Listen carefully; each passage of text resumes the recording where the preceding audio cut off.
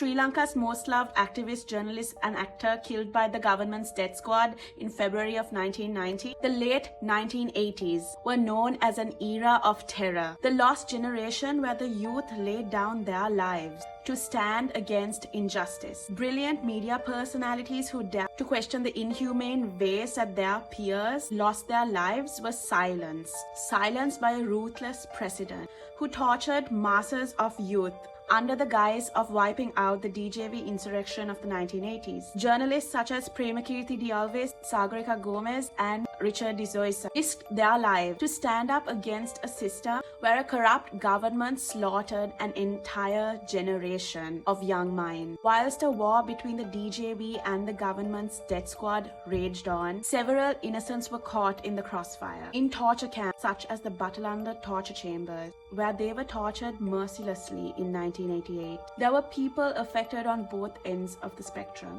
but it came to a point where crimes committed by the government and its forces were staged to look like crimes committed by the DJV. It even came to a point where crimes committed by the general public were staged as crimes committed by the DJV. Innocent youth were still kidnapped and taken to the Batalanda housing scheme, where a politician lived, and where torture chambers for the youth were run until the 1990s. The murder of this journalist caused a huge uproar among high society, as his mother, the fearless Dr. Manorani Saravanamuttu, was not silenced. She stood against a corrupt government and formed an alliance and support group that not only sought justice for the loss of their children, but also eventually shone light on the inhuman role those in higher authority played in the disappearances and death of the youth at the time. So you can watch it all play out in this movie titled Rani, which is now showing at both Scope Cinemas and Savoy.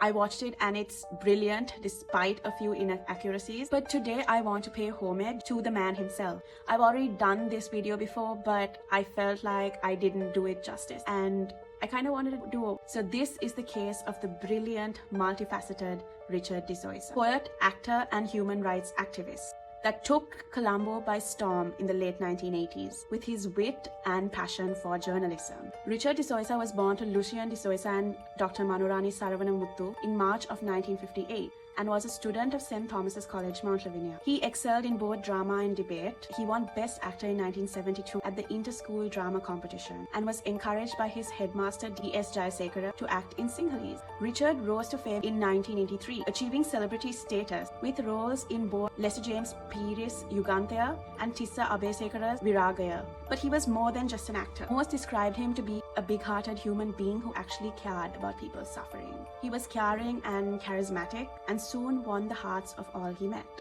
Apart from being an actor, he was a journalist at the Rupavahini Corporation, where he read the English news, being a voice for many. Richard also worked in a PSYOPs operation with the army against the LTTE. His colleagues also mentioned that he was quite upset and very vocal about the escalation in deaths of youth in the late 1980s period, leading him to make several powerful enemies, especially violence that took place in the South. He took interest in the killings and abductions of literally thousands of men and women, and he led a powerful cry for justice against the state who were using their military forces to force power. In 1990, there were rumors swirling around that Richard had incriminating evidence on human rights violations that the government was committing within the country. He was also on the verge of taking on a new assignment for Veritas, Foreign News Service. It was speculated that the information that he was about to pass on was harmful to the government's image. At 3 a.m. on February 18th, 1990, Arjuna Ranavana, who was a news producer at Rupavahini, was woken up by a call. He then heard the voice of his colleague on the other end, Kenneth Hunter, who asked him for Richard's address. His colleague, Kenneth Hunter, was visited by a gang of men who held him at gunpoint, demanding for Richard's address. Ranavana tried to warn Richard of their arrival, as Richard was living with his mother and a domestic at the time. Richard didn't have a phone, so he actually called Richard's neighbors to convey the news. Unfortunately, he was too late. Armed death group broke into his home and forcibly escorted Richard out of his residence. De Zoysa was abducted by a gang of men led by Ronnie Gunasinghe, an elite police officer who was close to the government at the time.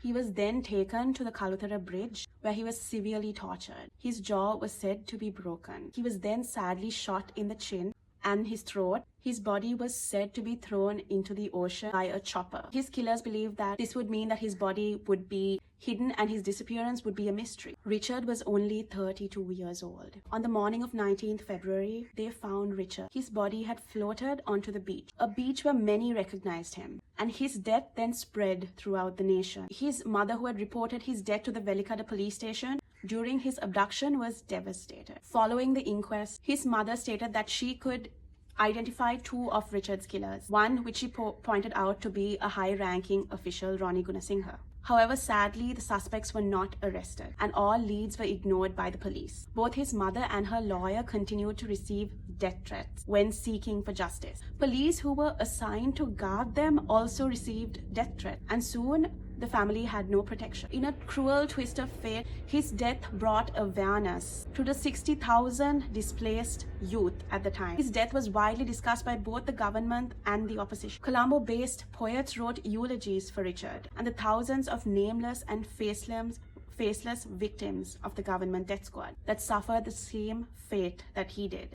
Prince Gunasekara, in his book The Lost Generation, states that in order to kill Zoysa had to come from the highest in power. Zoysa's death was said to be the turning point for the government. The eyes of the entire country were on them, and corrupt killings and disappearance of the youth of the South then slowly declined. In 2005, 3 inspectors were indicted for Richard's murder, but sadly were acquitted of all charges by the High Court. Sadly, justice has not been served to this day. At just 32 years old, the impact Richard made in his life and his legacy will never be forgotten. He was a truly beautiful soul who was passionate about lobbying for the youth and standing strong in the face of violation, a trait we see in our people today. An award in recognition of independent journalism was established by the UN-sponsored Interpress Service News Agency in Richard's memory.